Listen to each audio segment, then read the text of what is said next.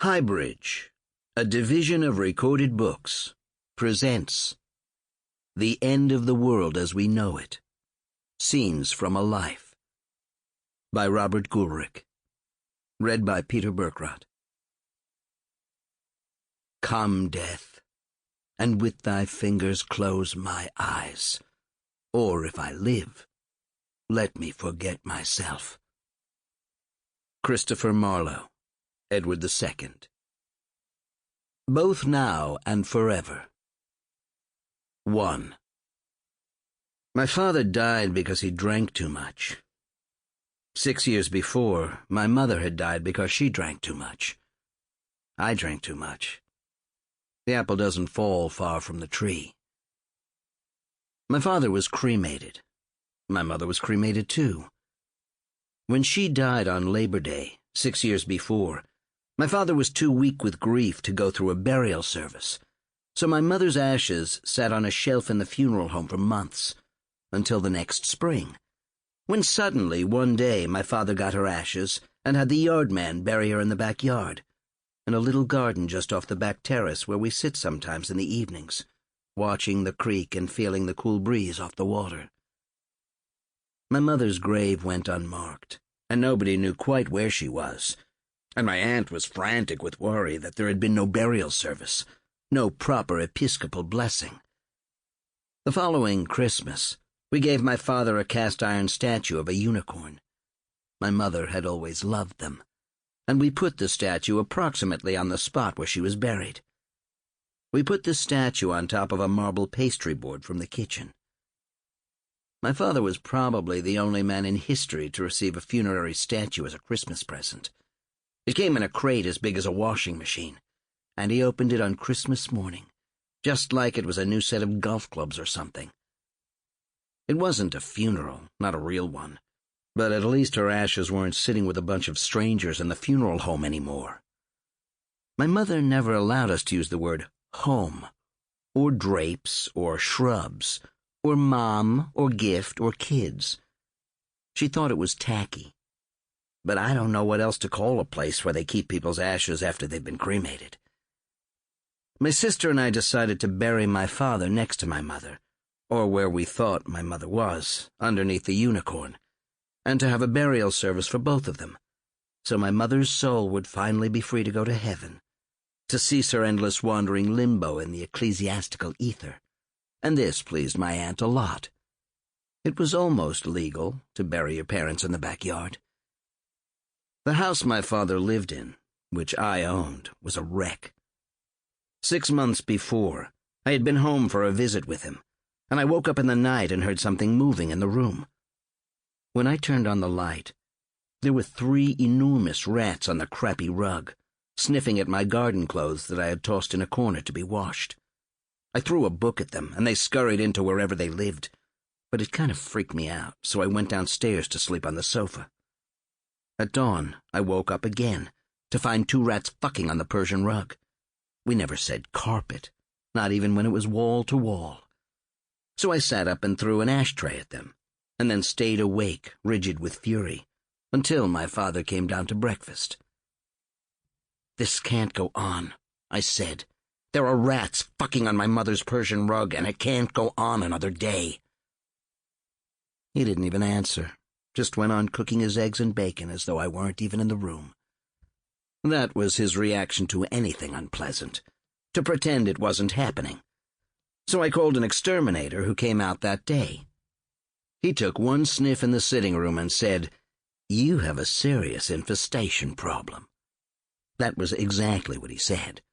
He was so serious, like a doctor telling you that you had a fatal disease. This could take a year. By the time my father died on August 15th, the rats were practically gone. At least they didn't run around in the daytime, although the house smelled a lot like dead rats if you kept the doors closed. When I got into the house, I called my sister, whom I love very much. "We're orphans now," I said. "Who's going to adopt a 43-year-old orphan?" Then I started to get ready for the funeral. My father had a carport. Just saying carport gives me a vague feeling of nausea. He had bought it from Sears, and it was just big enough to get his Chevy Nova under cover. His Chevy Nova stank to high heaven, because the previous summer, my father had put the garbage in the trunk to take to the dumpster, and then he forgot and left it there for 6 weeks, until I came home and got into the car and gagged and looked in the trunk and took the 6-week-old summer garbage to the dumpster. I sold the car 8 years later, and it never stopped stinking. But the carport really bugged me. There it sat, corrugated tin on flimsy poles, in front of the 200-year-old house that my grandmother had bought 70 years before. So the first thing I did was call the yard man, who was named Claudy, and ask him to come out and cut the grass, because I knew there would be a lot of people coming to the house in the following days, and at least the yard would look decent. While he was there, I asked him to take down the carport and throw it away. This was the day after my father's death, and already the carport was going, and Claudy asked if he could have it, and I said sure. So he carefully took it apart and loaded it into his truck, which anybody could see would never fit into the carport anyway, so I was puzzled, but I was just glad to have the thing gone. He probably had other cars. Some people in Virginia like to leave used cars in their yards as though they were extra pieces of real estate. We cleaned the house, my sister, my aunt, and I, until late in the night. We cleaned at least the parts where people might go. There were plates of food still left on the kitchen counter and the kitchen floor for the dog to eat, mostly styrofoam containers from places like Long John Silver's. My aunt kept singing this sort of little song over and over. "Greasy cobwebs," she would sing cheerily, as she attacked the ceiling with a broom. "Greasy cobwebs." Much later, I learned that both she and my uncle despised my father, whom I had supposed to be universally liked. He had been so charming. At least until he became a total recluse who only went to town at 8:30 in the morning to get the mail and go to the library for stacks of mystery novels, and to buy his dinner at some fast food place, some greasy something which would sit out all day until he heated it up at night and took 3 bites. He must have been so lonely. When we were done cleaning, the house didn't look great, but at least the sitting room and the dining room looked okay. The dining room had once been in another room, but my father had all the furniture removed and moved his bed in there so he didn't have to walk up the stairs drunk every night. That was the other thing I did the day after my father died. I took apart the bed he slept in and gave it to my sister. It had been the bed she slept in as a child, a little twin bed, and my father had passed most of his hours on it, reading an endless number of mystery stories and watching TV and talking to his dog, Sam Weller, and drinking bourbon. My sister would go out and cut his toenails in that room. He bathed and went to the bathroom in the old pantry, where he had had a sink and toilet and tin shower installed, the only bathroom in the world that had been put together without any heating at all. So the pipes froze every winter, and I suppose he had to go upstairs then, at least once in a while. The day after my father died, my godfather's wife appeared with a ham. There was one slice taken out of the middle of it. "We just had this ham left over, and thought maybe you could use it," she said, as though it were an ordinary thing to go to all the trouble to cook a ham for 8 hours in the middle of the summer, and as though one missing slice relegated it to the land of leftovers. It was an act of enormous kindness, done in perfect taste, and I appreciated it. People followed her, and they brought all kinds of food, with instructions pinned to the wax paper, telling us how long to heat it up at 350. Grief, I suppose, makes you hungry, and since it was way too hot to cook anything, we ate whatever came to the door. A lot of it was really good.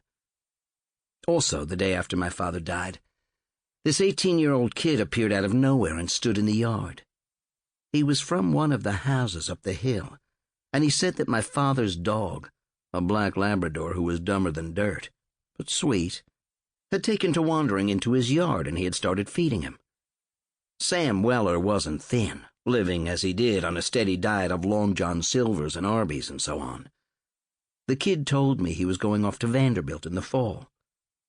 That's a good school, I said. Can I have your father's dog? He asked. I thought about it a long time, wondering at the gall that had made him walk into a grief-stricken yard and start asking for dogs. I mean, this was a sweet, good-natured dog he was asking for. But I knew that after I went back to New York, I would visit the house only occasionally, and my sister already had 2 dogs and 2 children. So I said yes. The kid didn't even know the dog's name, so I told him, and he stared at me blankly, and I figured there would be a lot for him to learn at Vanderbilt. I told him he could have the dog, and he whistled, and Sam came trotting over, and the boy led him away, up through the woods, and that was the last time I ever saw that dog. People came. My brother and his wife came from Atlanta, but they stayed in a motel, as they always did. Unexpected people came. Even 2 friends of mine from New York came, flying down in bad weather to stand up in a church and pay respects to a man they didn't know, just to be a comfort to me. It touched my heart. Old friends of my father's came, and they would sit in the rat-free sitting room and have cocktails or iced tea and talk about my father. They told a lot of funny stories. There are more tears at the average Southern wedding than the average Southern funeral, and this was pretty much the case with my father. A lot of the stories had to do with times my father had gotten drunk and done funny things or said funny things, or when other people had gotten drunk and been hilarious, the life of the party. And there were the usual outpourings of melancholy. My father had been much loved. The sitting room was very pretty, but there wasn't a single comfortable chair in the whole room. All the furniture was so cheap, bought on the quick without any care or thought, mismatched, everything, so they didn't stay long. Besides which, it was very hot, and we didn't have any air conditioning. My brother isn't very good at grief. He avoids scenes that trouble him, but he was very useful because he could sit for hours trading anecdotes with the people who came to visit. He's sort of the king of anecdotes, and he's very witty. Actually, he's kind of like my father, although he's never drunk. The richest woman in the state of Virginia came, driving all the way up from the eastern shore, bringing a bucket of tomatoes from the farm, as she called it, an immense Georgian mansion and something like 3,000 acres on the Rappahannock. After a Southern funeral, you always have people out to the house for drinks and lunch, even if it's in the morning, and my father's was going to be at 11, so we called a caterer, the only one in town, and she said she'd put together some chicken salad on rolls and sliced ham, which we had plenty of, and things like that, so people would have something to eat. It was hot as blazes. People kept asking me if there was anything they could do, if there was some way they could help, and I kept saying no, partially because I was such a control freak, and partially because I really couldn't think of anything. We had cleaned up the house and cleared out my father's room.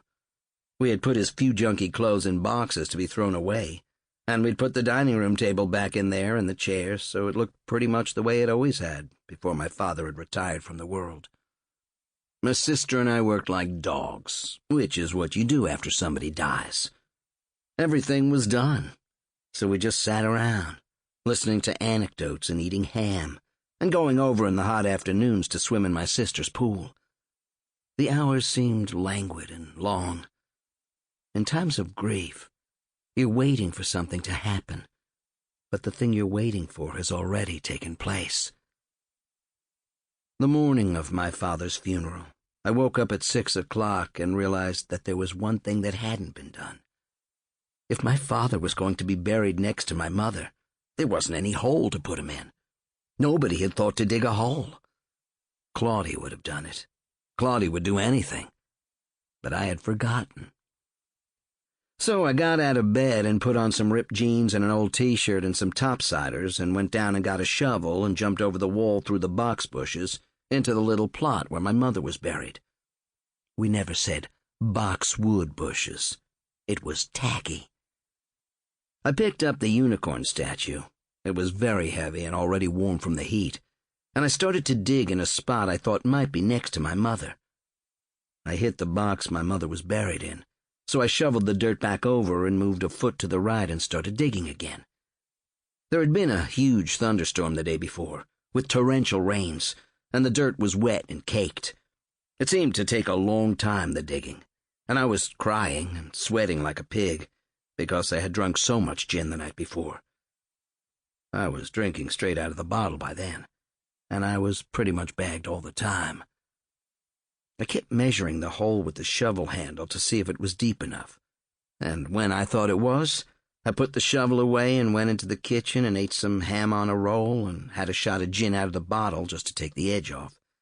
And then I went upstairs and took a bath and shaved and put on my suit and my immaculately polished shoes and wandered around the house, smoking and taking the occasional shot, waiting for my sister and brother-in-law, who were going to take me to the funeral service in the church. My sister pretty much didn't trust me to drive anywhere at any time of the day, and she was right. When they showed up, I told my brother-in-law I had a question and led him out to the grave I had dug. I asked him if he thought it was deep enough, and he said no. So I got the shovel and jumped through the box bushes and started digging again. I dug down about another foot, and when my brother-in-law said that was enough, I put the shovel away and we went to the funeral. The air conditioning in the car dried the sweat that soaked my shirt. They always leave spaces for the family to park at funerals, so we parked right in front and went in and sat in the front row, along with my aunt and uncle and my other aunt and uncle, my father's sister and her husband. The funeral was a standard-issue funeral service out of the 1928 prayer book. And then it was over, and we got up and filed out, surprised at how many people were there, people from all over the state we hadn't seen since we were children. It seemed odd, filing out before everybody else, like a wedding without the bride. But people looked at us sympathetically, and we smiled back at most of them as though nothing were wrong. That's what you do. Lunch is kind of a blur, but it happened, and people ate chicken salad and diced tomatoes and ham and cold melon, and the children grabbed a sandwich and then swam and waded in the creek to cool off. People laughed a lot. People told us what a wonderful man my father was, and how much they would miss him. I can't tell you how much I hated my father, but I agreed with all of them anyway, because that's what you do as well. Anyway, what good would it have done to say it now? I had thought I would jump for joy when my father died. I had thought the weight of the world would be lifted from my shoulders. Instead, I was overwhelmed with grief, as was my sister, who had genuinely loved him and taken care of him in every way, no matter how crepey he was. By 1 o'clock, most of the people who weren't as close to my father as some of the other people, had left, and the minister came, carrying with him the box with my father's ashes in it. He changed into his vestments in the room off the sitting room, and then we were ready for the burial part, the ashes-to-ashes part. Somehow the family squeezed into the little space inside the box bushes, and the other people stood on the terrace and looked down at us, the children standing on the wall in their bathing suits, rapt with curiosity. The family group, the minister in his cassock and cotta and his stole, holding the gray box that looked basically like a piece of Tupperware. The minister read the service, which is very short, and he named both my father and my mother, and I could feel my aunt's exhalation of relief and regret for her sister. And then he turned and handed the box to me. It was surprisingly heavy. I had expected it to be light as the ashes you clean out of the fireplace, light like artificial whipped cream, but it wasn't. I could see bits of bone through the milky plastic. This was my father in my hands. This was the final sum of my history with my father, and I felt the weight, not just of the box, but of the past. The weight of the anger, the weight of the disaster of our relationship. I had thought I had forgiven him. I didn't know what I was supposed to do with the box, and then I realized I was supposed to put it into the hole I had dug that morning.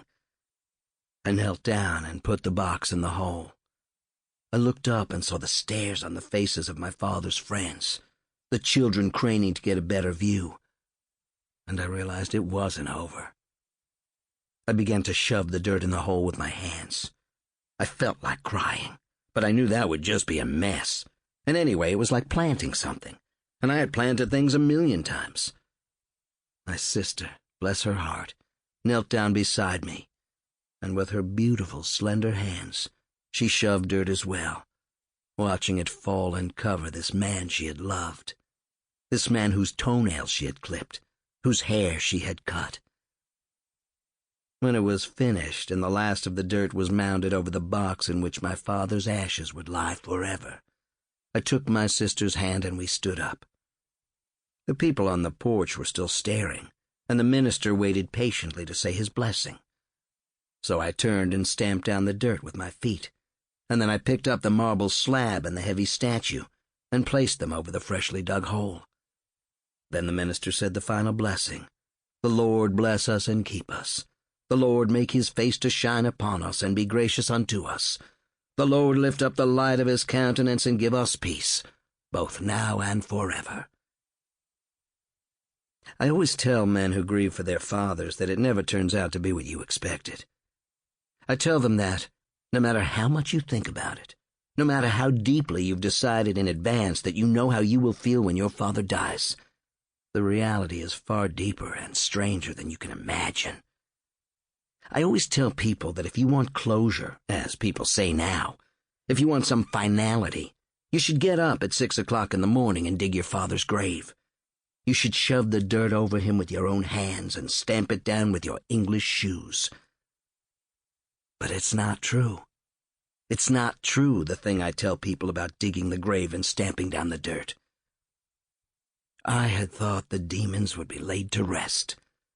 I had thought the rage and the hatred that Southern men can feel for their fathers, a rage and hatred so old and terrible they can't be described. I had thought it would all be lifted from me and I would feel free. It wasn't. Not for a day. Not for a goddamned hour. 2. My mother had varices, which is what happens to you when you drink so much your liver can't process the liquor anymore. The blood backs up and begins to seep through the tiny capillaries in your throat, and then down into your stomach, where it causes pernicious anemia. If you have it once, they can cure it, or stop it, or whatever. But it means if you ever drink again, you're pretty much going to die. I carried her in my arms, against her will, out of the hospital, and laid her in the back of my father's car, and took her to a drying-out place, but they wouldn't take her because she was too ill. When we sat in the office, she couldn't even sign her own name. They sent her to the hospital at the University of Virginia, and she was there for 6 weeks before she was even well enough to go to rehab. She stayed for months in rehab, longer than anybody I've ever known. And when she got out, she said to me one day, "My life will never be wonderful again." I understand what she meant.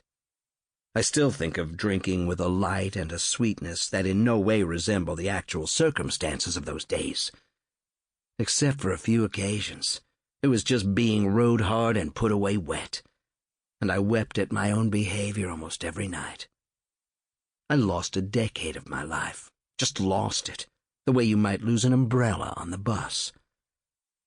My mother tried to stay sober, I guess. I mean, she knew her medical condition, even if she didn't understand it, and she'd been in rehab 3 months, and she had heard the lesson over and over and over. But she thought nice people didn't go to AA meetings, and my father kept drinking, and it was a hopeless cause. She was an elegant and intelligent woman, and she hated her life. I don't know why.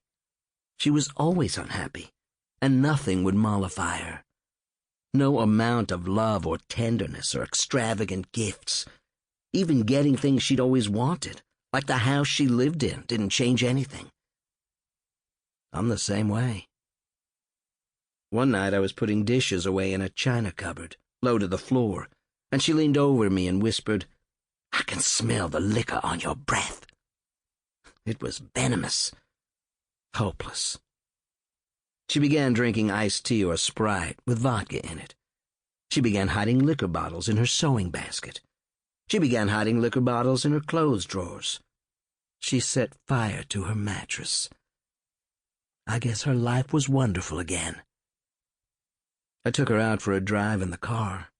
It was a summer evening, early summer, when it's soft and not too hot and the mountains are still crisp and blue in the distance. I stopped the car on the side of a country road and I turned to her and spoke. "I know what you're doing," I said. "We all know what you're doing. And I want you to know it's going to be long and excruciating. And I want you to know that none of us has done anything to deserve what you're about to do." "I'll stop drinking," she said. "I'll stop drinking for you." "Don't stop for me," I said. "Don't make me responsible. Don't make me the bad guy." I started the car and we drove home.